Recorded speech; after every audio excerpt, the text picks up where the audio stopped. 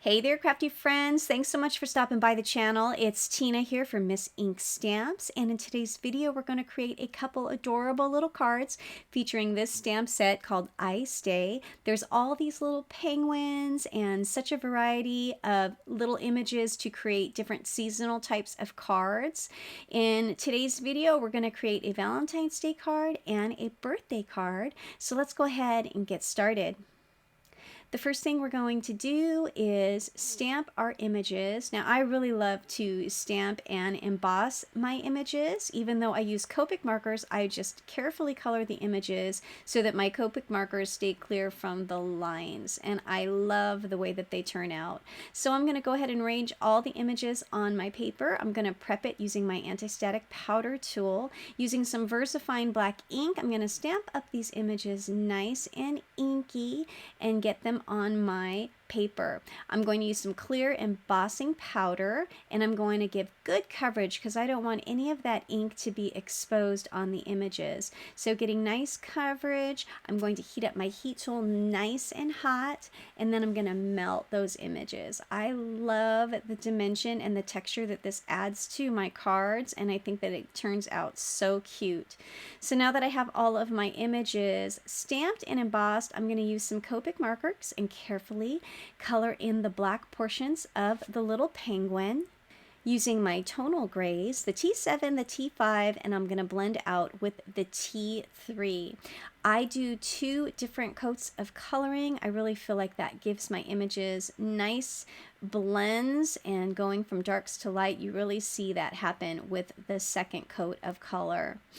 Now I'm just going to go ahead and skip forward because the coloring does take me quite a bit of time, but this just gives you an idea of the blacks that I used. And I just finished coloring all of those images, and now I'm going to go ahead and cut them out with my Scan and Cut. So this is very helpful when I don't have a lot of time, and it cuts out all those images that can be challenging to fussy cut. To create the background, I'm going to be using the Scene Builder Tree Line Stencil.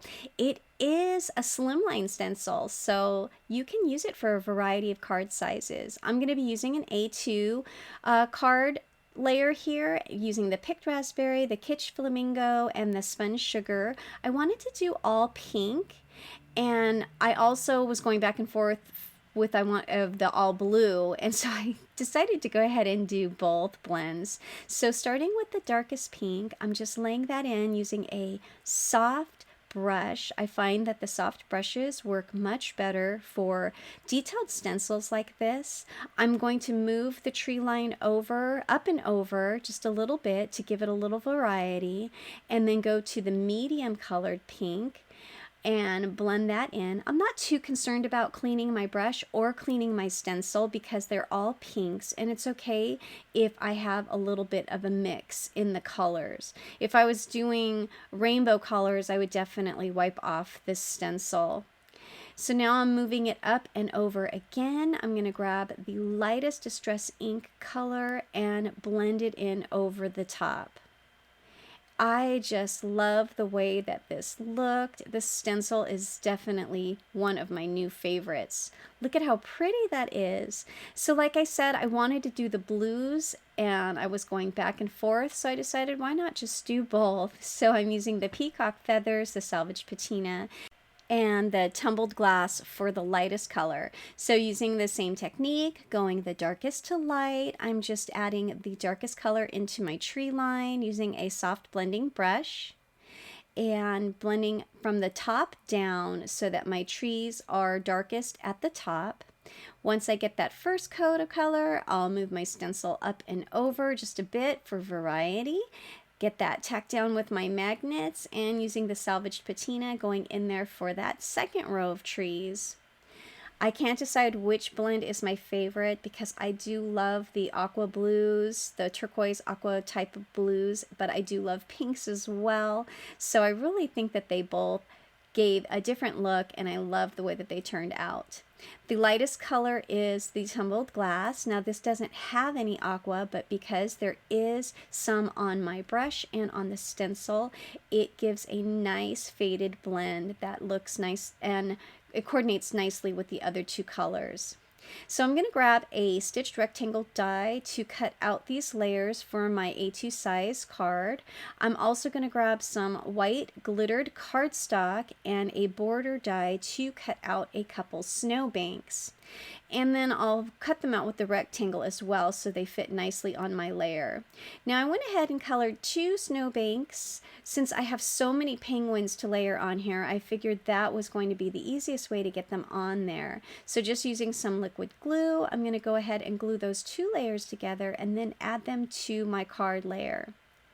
When you're working with the rectangles, it's easy to line them up because you're going right up to the cornered edge. I just like to use my stamp block to lay that over on top as it dries so that it does dry flat.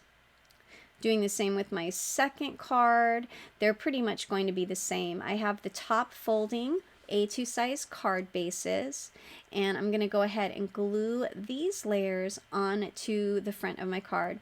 This die is just slightly under an A2 size, so you're going to have a real thin white border going around the edge. I do smooth it out with my bone folder so that it does dry flat and you don't get any glue lines in the back of your layers. Now that my 2 card layers are ready, I'm thinking about what sentiments I'm going to use. I went to the Everyday Sentiments stamp set for such a variety of words that you can use for your card. I chose 2 sentiments, one for a Valentine's theme and one for a birthday theme. I'm going to go ahead and use my anti-static powder tool so that none of the embossing powder sticks to my paper, and I'm also going to tap the stamps with the palm of my hand before I add the Versamark ink. When it's a new stamp, I don't like how sticky they are, so doing that really helps.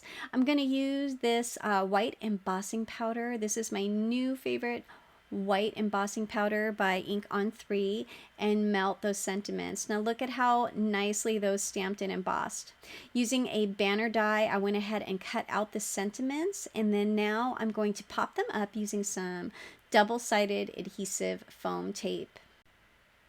Using this foam tape is a great way to add some dimension to your cards, and it doesn't make it too thick for sending in the mail. So just carefully, I'm going to cut out some of these little squares to fit behind all of the images, as well as the little sentiment banners. And once I have all that done, I'll go ahead and pull off all of the backing paper on that foam tape. And now I can just have fun and adhere them to the front of my card bases. So I'm kind of picking similar images for each one. The one on the left, I'm thinking for a Valentine's Day because of the pink trees, and the one on the right, I'm going to make into a birthday card. So I think it's so cute to have that little penguin holding the little fishy and have the one sitting down next to it being all excited about receiving the presents, and then just adding the little fish there to the front of the present because it's his little birthday. So how cute are these? I grabbed a little punch that punched out these little hearts, so I'm adding a few hearts to the front of my card using some pink glittered cardstock. And for the birthday card, I'm going to add some of these aqua colored gemstones to frame around the sentiment banner. I do like to add sparkle, so using my sparkle marker, I'm going over the fish and the ribbon on that present, and that completes my 2 cards using the Ice Day stamp set. Thanks so much for watching. I really hope you like my cards. I hope you liked this video. All of the products are listed and linked in the description box below. Thanks again. Have a great day, and until next time, happy crafting. Bye for now.